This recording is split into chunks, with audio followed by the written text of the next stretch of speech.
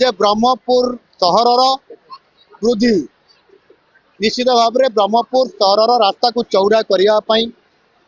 ये तो 6टी रास्ता को आम प्रथम टेकअप करूँ जे टिके टिके तार एक्सपांशन हम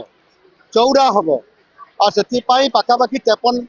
कोटी टंका गोटे अमाउंट व्यवस्था कराई काम आरंभ करा किंतु संपूर्ण भाव में ब्रह्मपुर को एक तार पेरिफेरियाल को लेकिन किसी पंचायत को लेकिन गोटे ग्रेटर ब्रह्मपुर करने आम गोटे चिंता करूँ तार डीपीआर ये डीपीआर प्रस्तुत करने मो विभाग को निर्देश या पर गला मुझे देवी ता आगु केवल से सिटी उपर जदिव डीपीआर कर ग्रेटर ब्रह्मपुर ये गोटे कर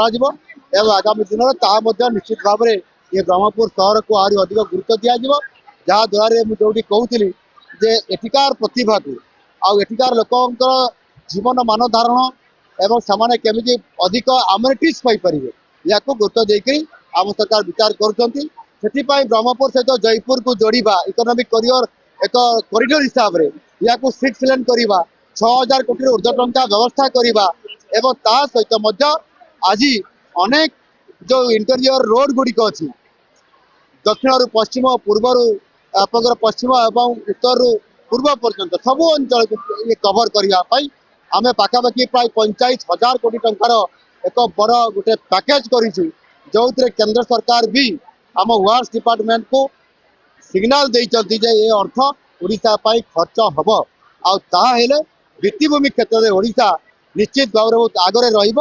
रो कि शिल्पायन कहतु कि प्रति क्षेत्र में ओडिशा बहुत आगे रमर जो योजना अच्छी समृद्ध ओडिशा ता पूरण हो पार।